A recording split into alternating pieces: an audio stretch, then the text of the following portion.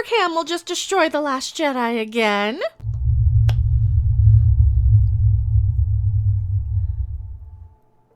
At least his character. Hello, everyone. I am Mecha Random 42, the one, the only, the original, still your favorite YouTube consumer advocate, Harpy. We are talking today about a tweet that went out. Yeah, I'm chasing tweets, I know. But this one's important. This is an important tweet, and normally I just kind of shy away and just stop looking at tweets and Twitter threads of these actors who get, like, super political or get, super, you know how they get. When you just don't want to hear their crap anymore and you get really, really tired of it.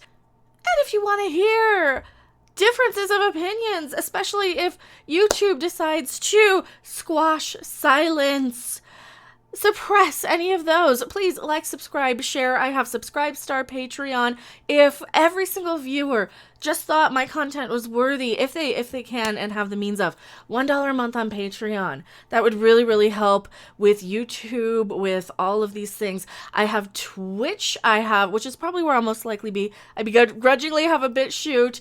I have Twitter, I have all of the things. Why did I say Twitter? Weird. I have no idea. It's one of those days. And since we're back to talking about Star Wars The Last Jedi, it always seems to come back to Last Jedi and Star Trek Discovery and Ghostbusters 2016. Here's another example of it always going back to The Last Jedi. For Star Wars, at least, with this.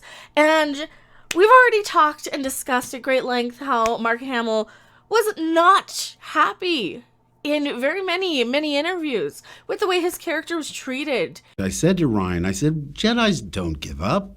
In The Last Jedi. I still haven't accepted it completely. And he had to call the character Jake Skywalker. I almost had to think of Luke as another character. Maybe he's Jake Skywalker. Because he had to pretend it was a completely different character. He's not my Luke Skywalker.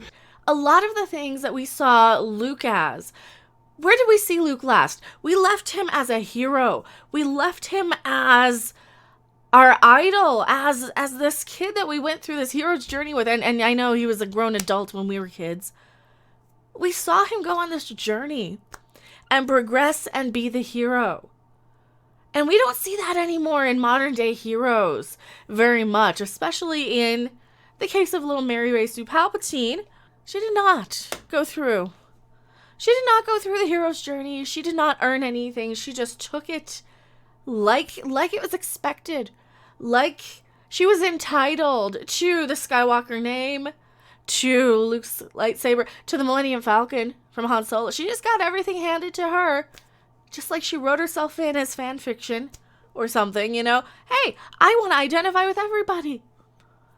And that's not how you treat these franchises with respect. That's how you replace a lot of people's fantasies and inspiration with some character who did not deserve it. Because let's face it, everybody already saw themselves on screen in some way, shape, or form. Even if they did not look like the characters. Because let's face it, this whole representation crap is only so that the marketing people can tell you how you're supposed to be based on some stereotype. Just so they know what ads to run to you. Can't get the smell of the patriarchy out of the costume? New Bat Stank Body Spray will eliminate those tough odors. Strong enough to punch the penguin into prison, yet soft enough for a non-binary person of color. Bat Stank Body Spray, now available at Gotham Drugs. Now, what did Mark Hamill say that confirms this dig, this smackdown of the Luke Skywalker, Jake Skywalker character from Last Jedi? He was responding to the director of the season finale of The Mandalorian, the director by the name of Peyton Reed.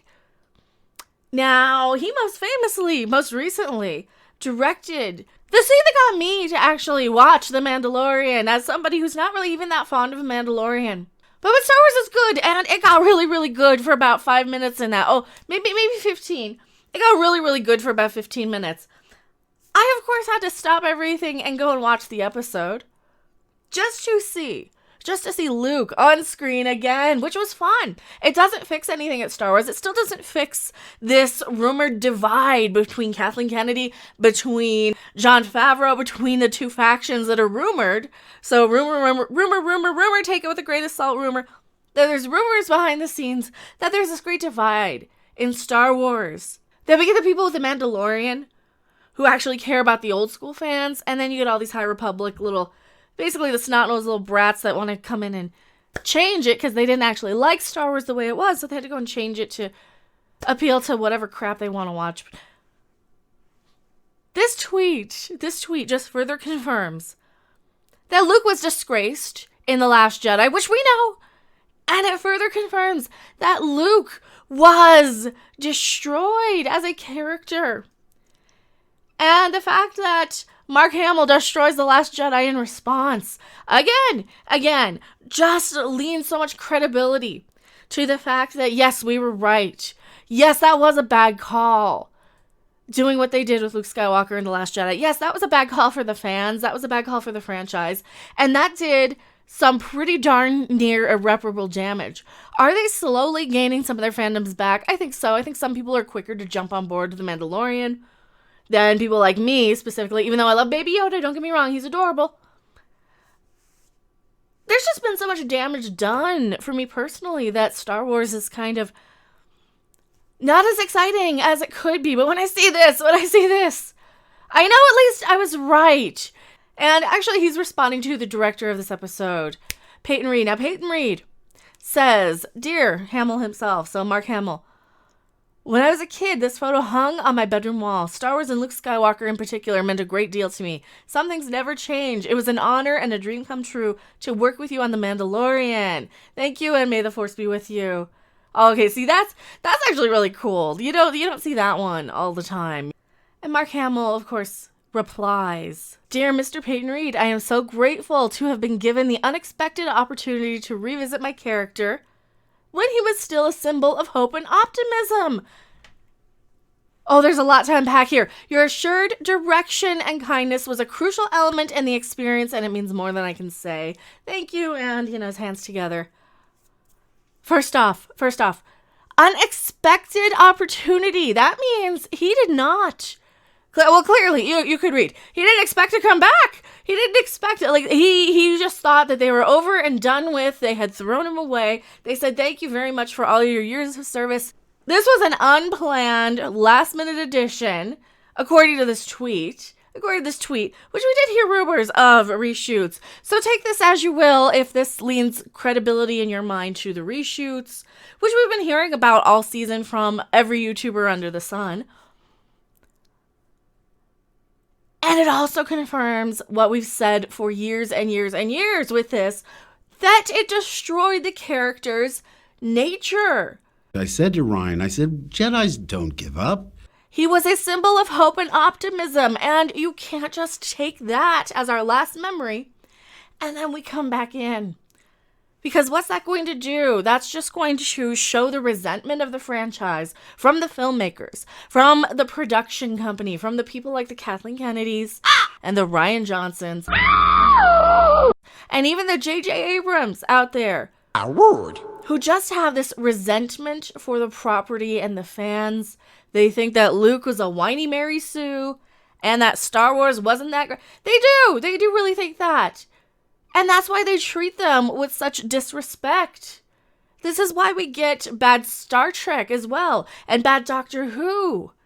We get these young people coming to write these things who have no idea of the actual dedication. And they just know the memes. They just know the memes.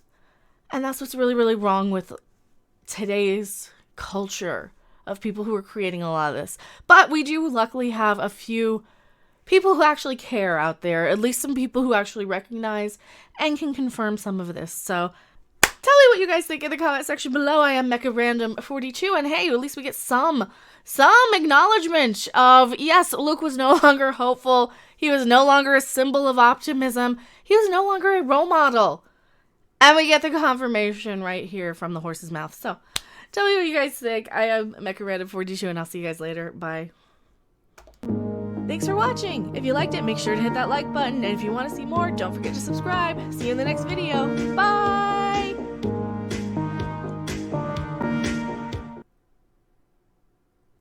For the blackest of ops when nature calls. Because modern warfare needs a modern cat litter. Because there's no time to answer the call. Duty scoops! Leave no kitty behind.